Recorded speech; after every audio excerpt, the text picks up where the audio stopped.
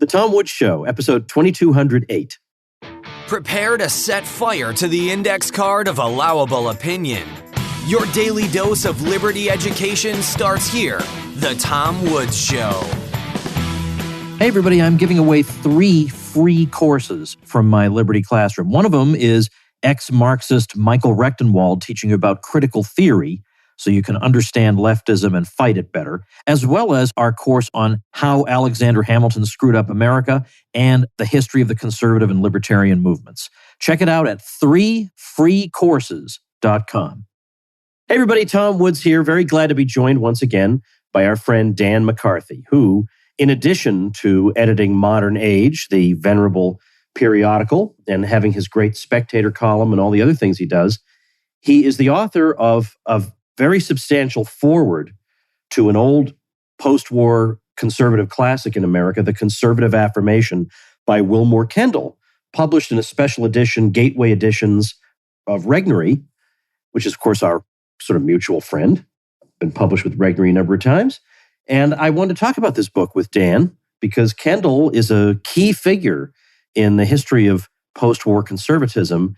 And yet, for a number of reasons Dan discusses in the foreword, he's not maybe as well known as he might otherwise be. And he doesn't have, let's say, a school of thought associated with him or a bunch of followers he specifically cultivated. That just wasn't the way he operated. But he has an interesting book, and we're going to talk about it today. So, Dan, welcome back.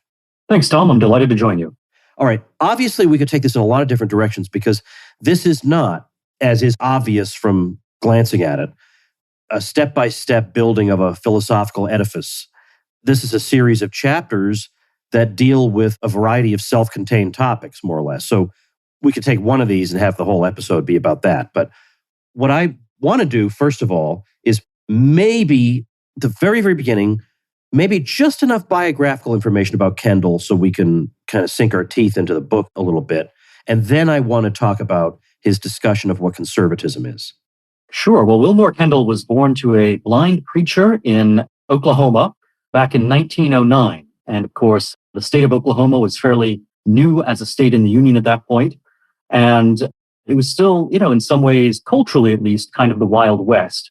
And you had a lot of small towns in Oklahoma that were really fending for themselves, not in the, sort of stereotypical Hollywood sense of being lawless, but just that they were small communities that were being formed for the first time.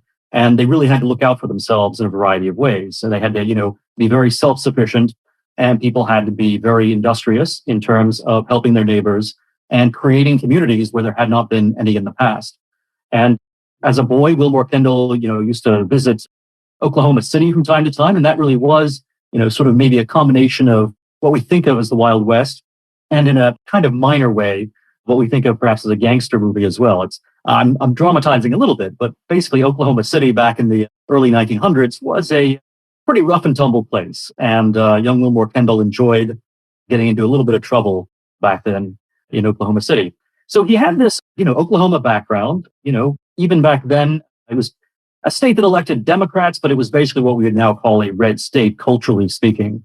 It was very much not on the map of, sort of the East Coast establishment.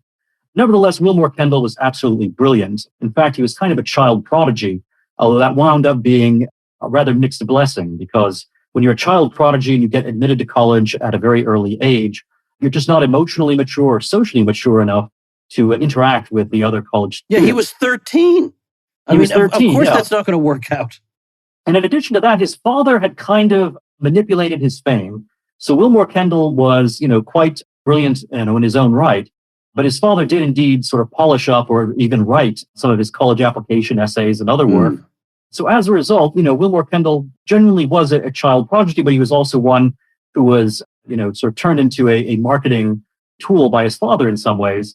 And so he wound up having a kind of checkered undergraduate career, but then ultimately went on to gain a PhD. He went on to study at Oxford University and became, a kind of leading intellectual in American life in the 1940s and 1950s, so much so that he even got an appointment at Yale University.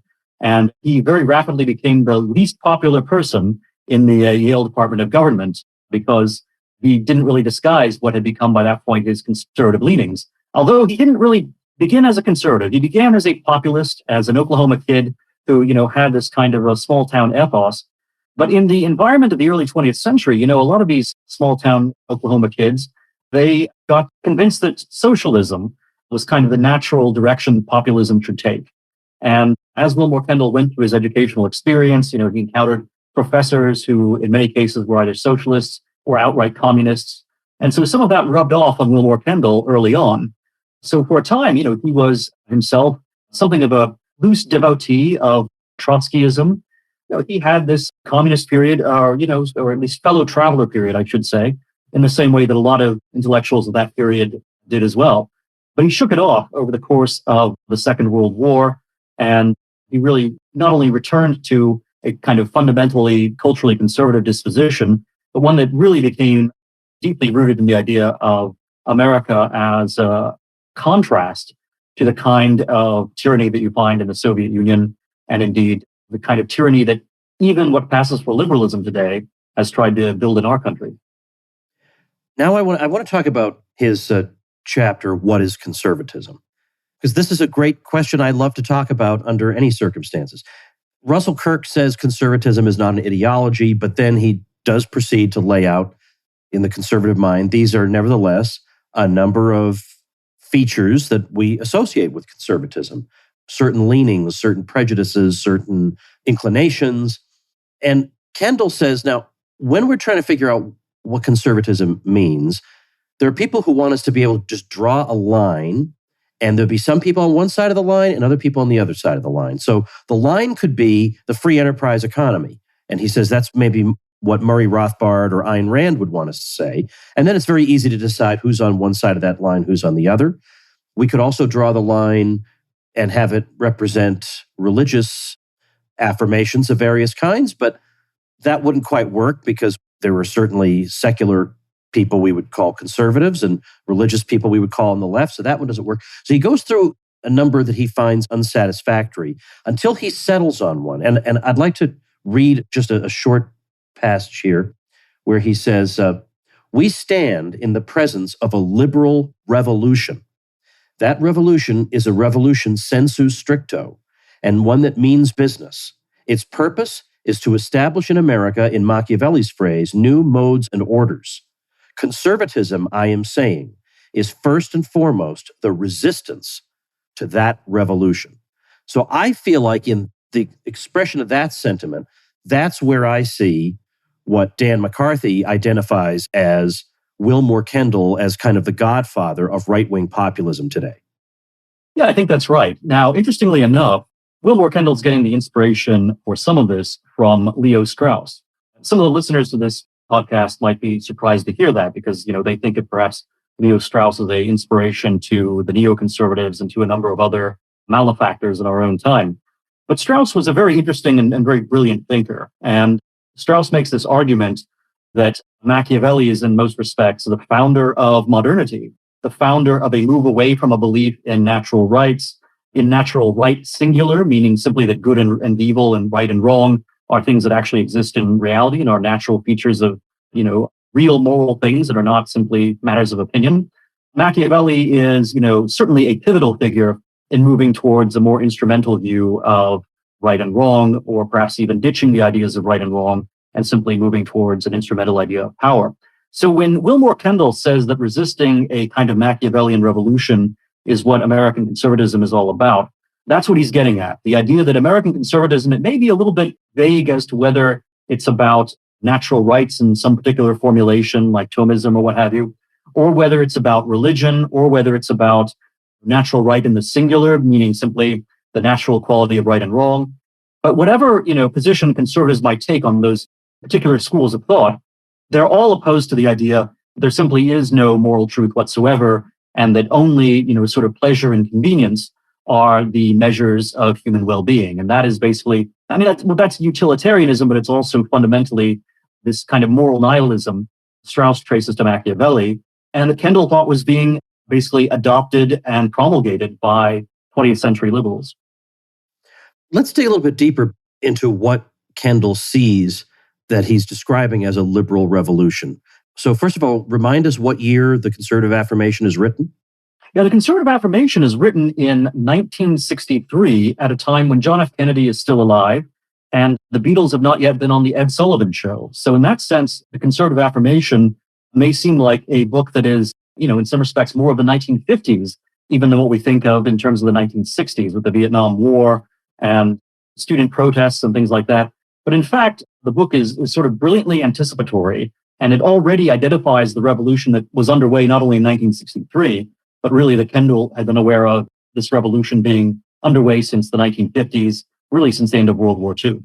Maybe I'm just so jaded by the events of the past 2, 5, 10, 20 years that when I think about 1963, well, if I had the opportunity to choose, I'd pretty gladly take the America of 1963 without a whole lot of complaint, even though I know that my contrarian nature would identify trends that I don't like, and I certainly would have political stances, and I would understand where things seem to be going, but the vastly worse and grotesquely worse aspects of the so-called liberal revolution hadn't even been born yet.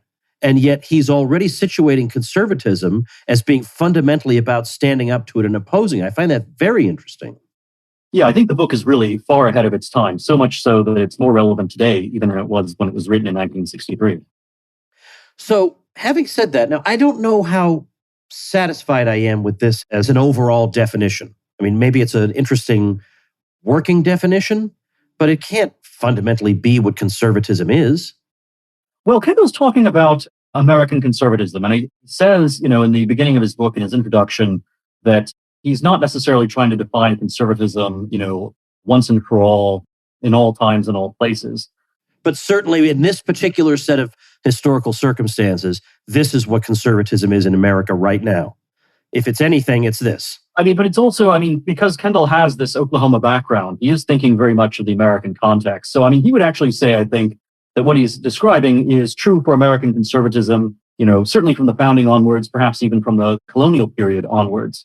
And Kendall has another book called The Basic Symbols of the American Political Tradition, which actually looks quite closely at a number of colonial era documents and finds, the beginnings of what he will eventually call American conservatism in those colonial documents. I should say, by the way, that I'm kind of mixing two different categories here. So on the one hand, there is this American tradition that is explored in the basic symbols of the American political order. And this is basically, Kendall summarizes it as government by deliberation of a virtuous people who are under God. And it may seem a little bit arbitrary to frame it in that way, but he has a whole book that explains why those elements come together. That's the American tradition. The American tradition then is subject to derailment by a number of people who make claims that are not compatible with that way of life and the vision that originates from things like the Mayflower Compact, the Fundamental Orders of Connecticut, and ultimately the U.S. Constitution and the Federalists.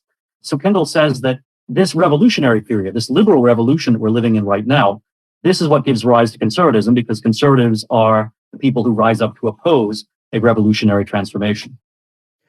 He spends quite a bit of time talking about the importance of Congress. Now, this is something that this is not unique to Kendall.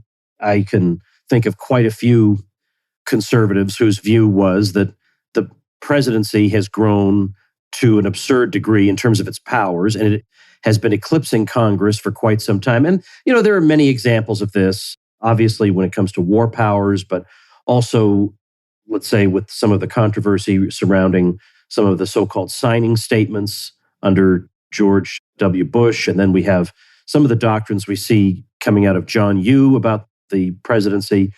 So that's not entirely unique to Kendall, but his affection for Congress seems to be linked to his populism, because he thinks of Congress as being the branch closest to the people, and he trusts the people more than he trusts the elites. So am I more or less on the right track? Absolutely. So Kendall is arguing in favor of self-government at the local level, and he sees the national government as being derived from that self-government at the local level. Some of Kendall's critics, such as Harry Jaffa, who, of course, was the West Coast Straussian, quite famous for writing books like Crisis of the House Divided about Abraham Lincoln and Lincoln-Douglas debates. Harry Jaffa would sometimes caricature Wilmore Kendall as being a advocate of John C. Calhoun's ideas or as being a kind of Confederate sympathizer.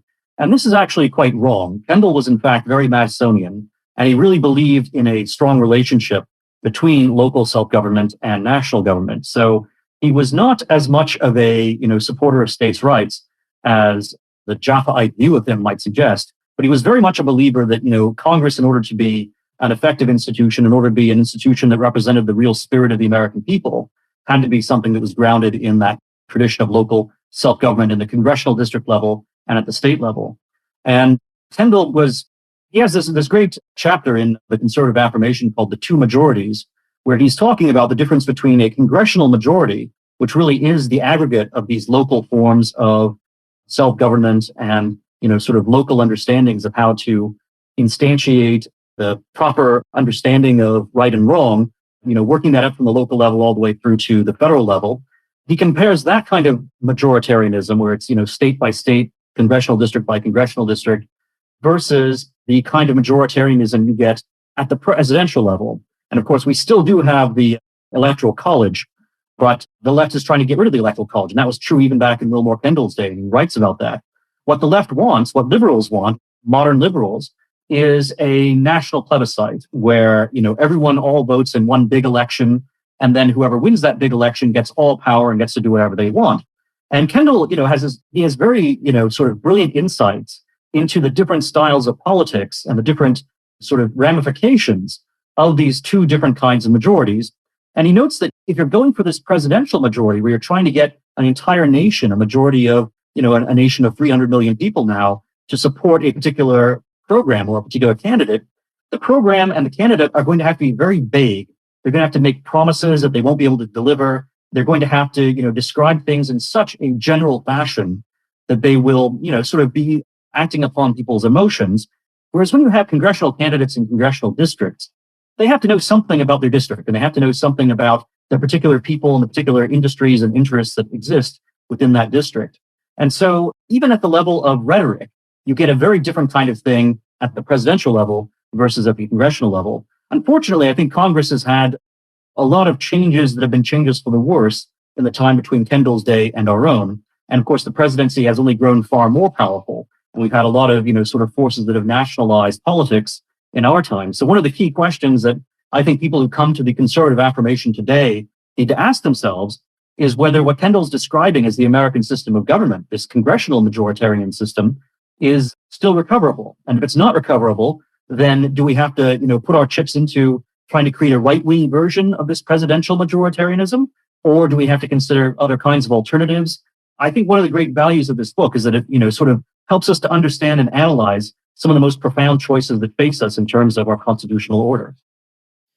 Incidentally, I can't help noting, having read your foreword, I think you say something along the lines of, I think Buckley became kind of tired of him after a while, partly because of his attitude and the way he treated other thinkers and scholars. I mean, I personally feel like I'm seeing that later in the book when he's reviewing Richard Weaver's Ideas Have Consequences. Now, I'll grant you, Ideas Have Consequences is an idiosyncratic book, and it's not for everybody, and maybe his thesis is wrong, but it's the kind of book that makes you think about important things.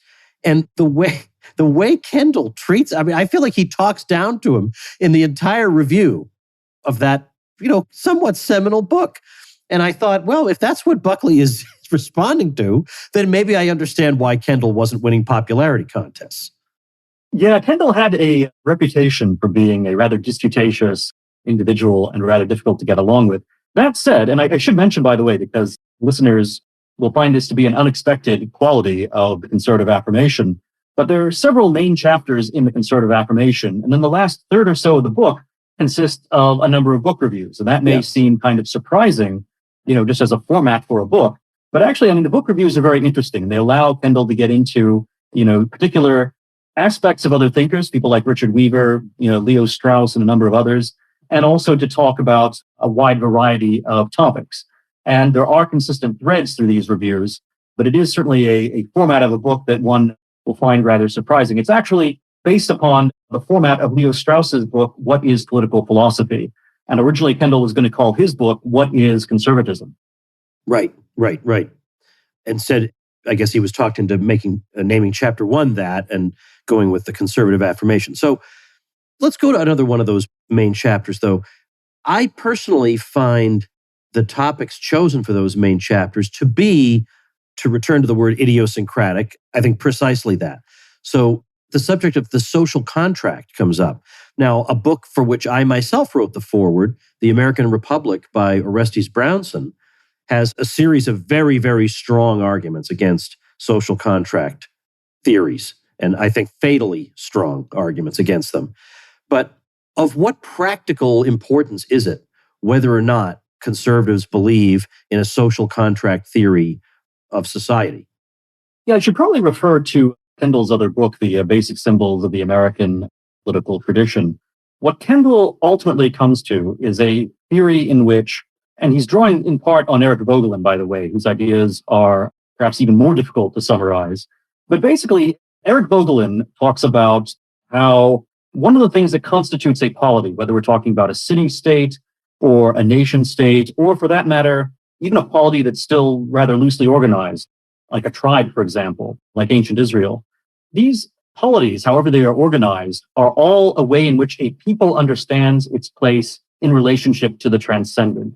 And the basic symbols, and again, these are Vogelinian terms, they are the ways in which a people understands its place in eternity in a way, or at least, what it means to be organized as the Israelites, or to be organized as the city of Athens, in our case, to be organized as the United States of America.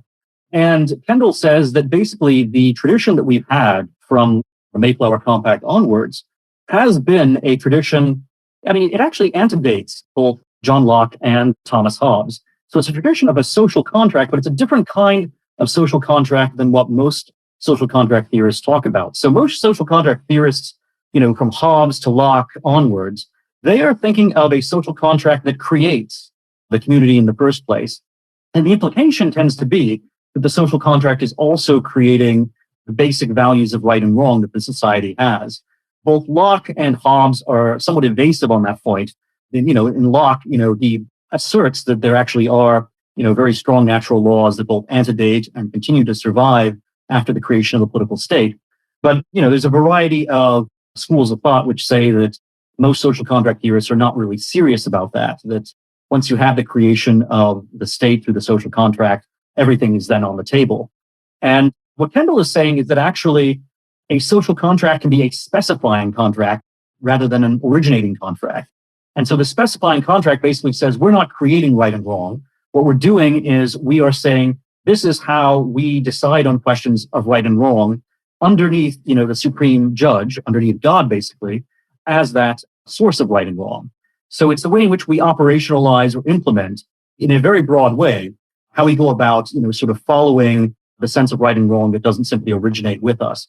And so he sees ultimately the Constitution, the Federalist Papers as being expressions of this, just as the Mayflower Compact and the, fundamental orders of Connecticut and other founding documents of the colonial period were.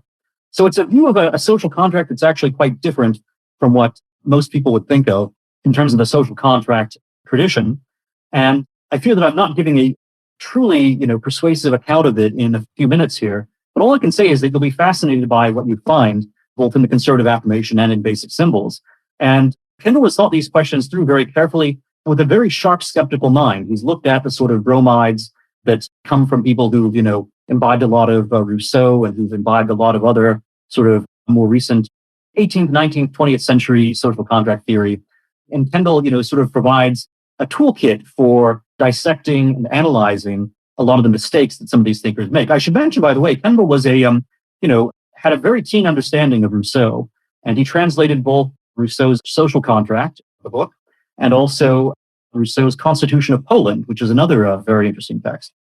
I realized I was kind of asking a lot by taking a rather obscure topic and just lobbing it at you, but I found it to be illustrative of the book at large, that suddenly I'm presented with this profound question kind of out of nowhere after the previous chapter.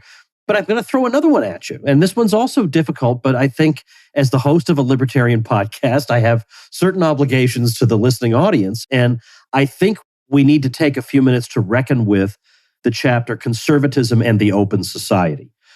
and open society in quotation marks, he's referring to Karl Popper's book there. And here he's taking on John Stuart Mill, my least favorite classical liberal, who famously advocated all kinds of horrible things too, but he advocated free speech and free thought. And Kendall seems to say that under certain circumstances, he could see supporting that, but he refuses to believe that it could be an absolute. So can you take his thesis and make it accessible to us? Yes, and in fact, that's one of the key themes throughout the conservative affirmation. And you also find in parts of the conservative affirmation, Wilmer Kendall goes into detail about Joseph McCarthy. Of course, Senator Joseph McCarthy in the 1950s was famous or infamous for looking for communists within the federal government. And McCarthy was accused of exaggerating these claims. And in fact, he did exaggerate many of them. And it was understood that McCarthy and sort of the larger anti-communist red hunting phenomenon of which McCarthy became a symbol, which also included, for example, Richard Nixon and various other figures investigating communist infiltration in Hollywood and things like that. This whole McCarthyite episode was turned into a test of free speech in America. And Wilmer Kendall, I think, very accurately perceived that the fundamental question here wasn't just about, sort of rights. It wasn't just about whether particular claims being made by McCarthy were correct or not. But it was rather, does a society of any kind have a right to defend itself? And in defending itself, to draw certain limits as to what, members of that society may do. And if there is no such right to defend itself, then the society will ultimately collapse and it will be consumed by the people who want to destroy it. So when it's put in the context of McCarthy, when it's put in the context of free speech, people with natural civil libertarian inclinations look at this and they're naturally horrified. They say that, well, you're talking about censorship, you're talking about who knows what measures you want to take, against people who have communist views or people who have views that are antithetical to America or that you think are antithetical to America. Who are you to judge, what speech is right and wrong and so forth? But if you think about it, what Kendall is fundamentally saying here, it's something that libertarians themselves understand very well when it's applied to private spaces. So if, for example, you own a Walmart or you own a shop of any kind, and you generally, you're not policing your customers' speech. You don't care if your customers are discussing, what they want to buy as they're in your shop or whatnot. But if you suddenly started having a lot of people coming to your store and they were constantly saying, oh, this store is terrible. We want to have, everyone should be shopping at another store. This store should close down. This store should be looted because it's, perpetuating injustice or something. You would be perfectly in your rights as a store owner to kick those people out of your store. It doesn't mean that you want to police or, micromanage people's conversations in your store. It just means fundamentally your store can't exist if it's going to play host to people who are trying to destroy it. And that applies to any kind of association whatsoever, including political associations. And so, if you have people who really do want to destroy your society, who are constantly aiming to undermine the values that make it possible and the ideas that make it possible, you're going to have to, tell them to shut up, put them in jail, do whatever you have to do in order to preserve your society. And again, civil libertarians hearing that are going to immediately think, well, this is an extremely heavy-handed thing for the state to be doing.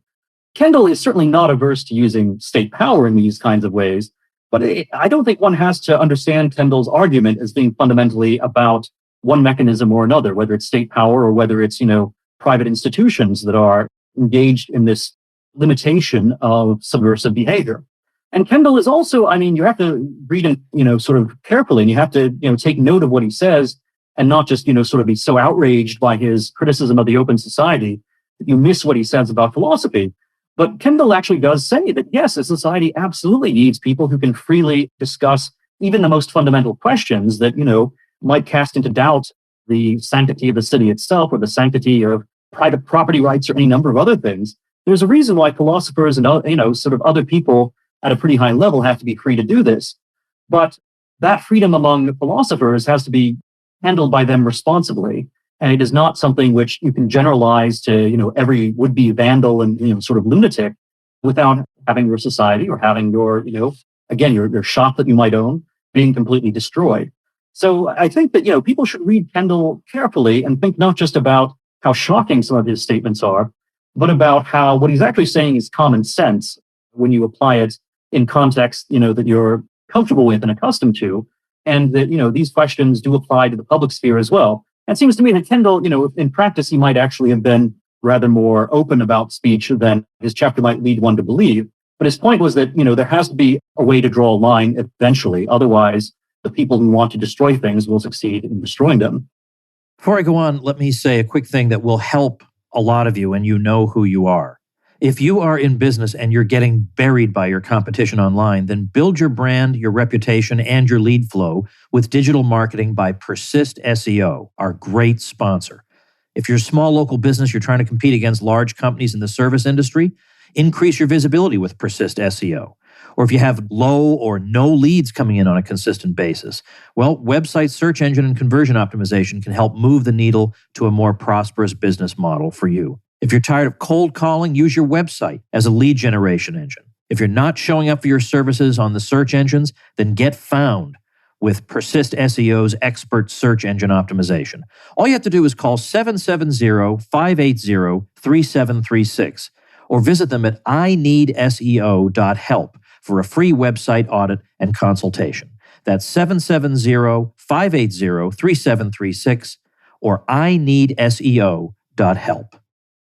Let me read you a passage now, just for fun, because why not? From one of the, maybe you've read this too, but it's one of the memos that Murray Rothbard wrote for the Volcker Fund in the 60s. Because he wrote a series of memos he was paid to write, usually about new books. So here's something he says about Kendall. And I'd just like to get your thought. Rothbard's not infallible. I just want to get your thoughts. So he says, we should now face the question, how does Kendall differ, say, from Russell Kirk? Why is he anti-Kirk, as he is reputed to be, even though both of them unite in being opposed to free speech and Mill's on liberty? Answer, there is great difference between them. Kirk is the philosopher of old pre-industrial revolution, high Anglican England, the land of the squire, the church, the happy peasant, and the aristocratic bureaucratic caste. He is essentially and basically anti-democratic. Kendall, on the contrary, is, as I have said, the pattern of the lynch mob. He is an Ur-Democrat, a Jacobin impatient of any restraints on his beloved community. He hates bureaucracy, but not as we do because it is tyrannical. He hates it because it has usurped control from the popular masses. He is the sort of person whom the Rossiter-Viereck new conservatives are combating, for they are trying to defend the existent rule of the leftist bureaucracy against any populist mass upheaval. Well, what do you say?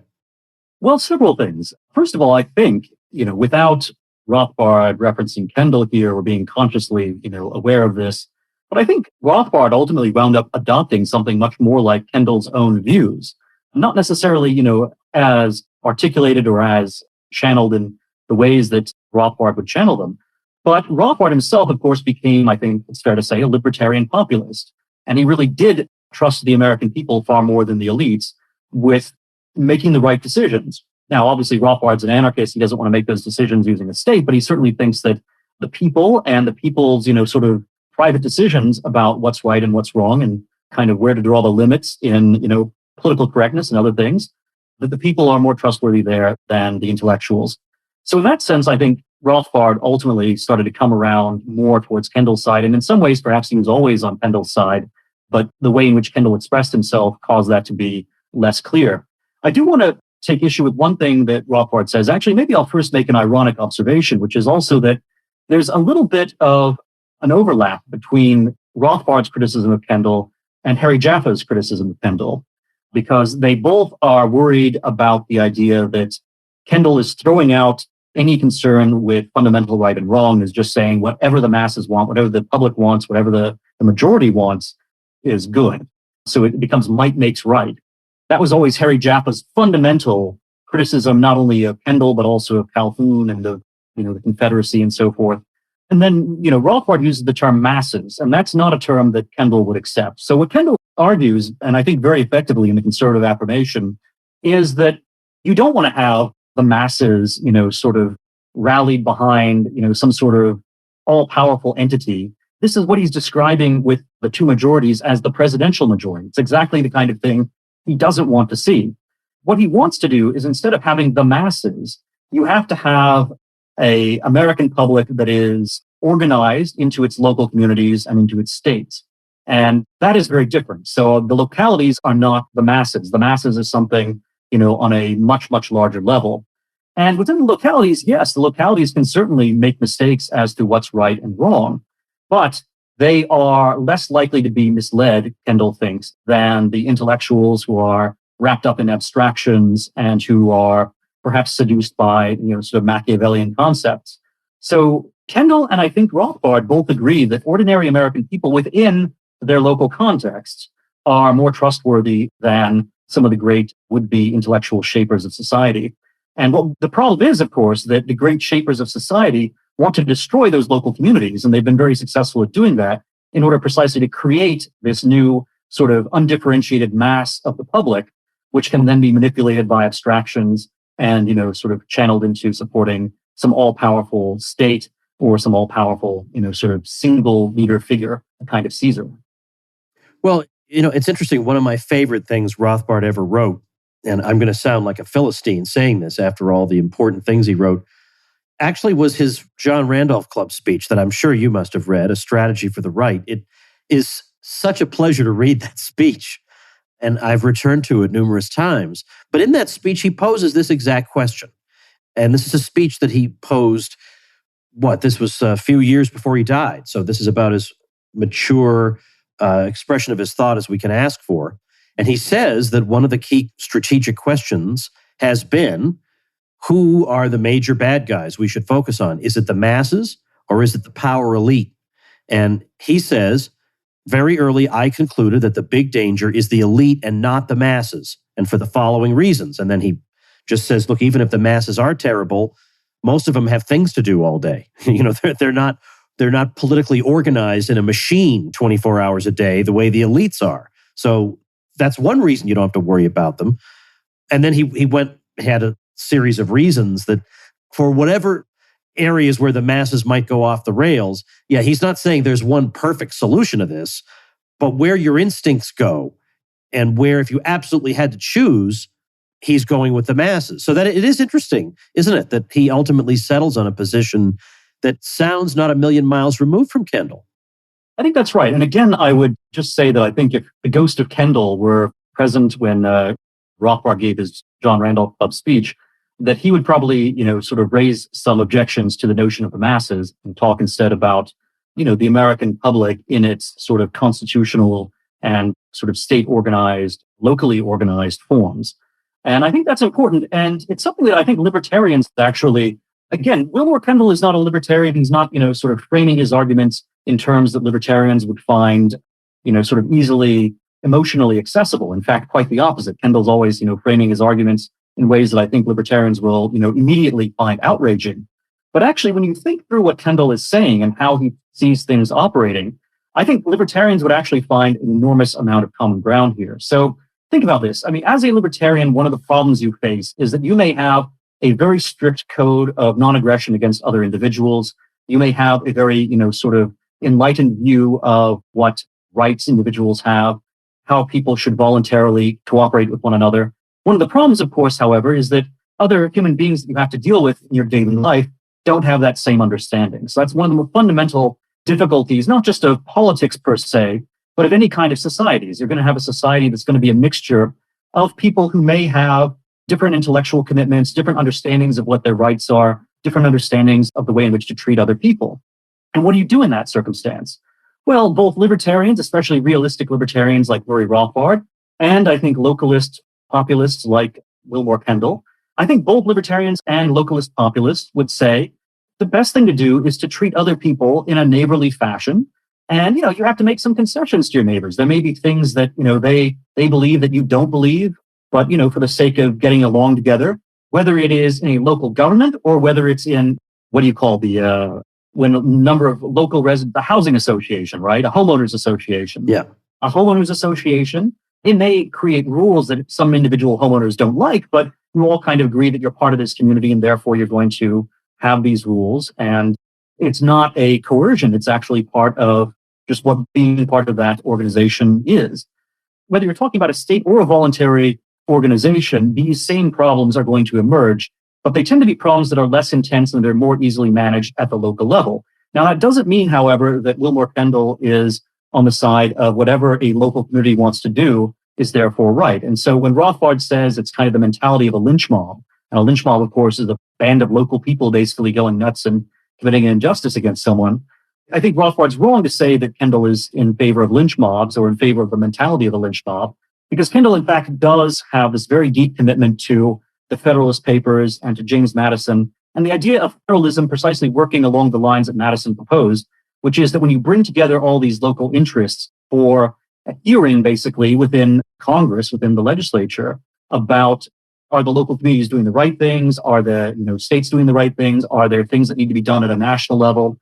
This kind of aggregation of different local communities is a way to reduce any kind of extreme outliers among local communities that are endorsing very unjust and iniquitous policies. And of course, the Constitution itself guarantees a Republican form of government to the states.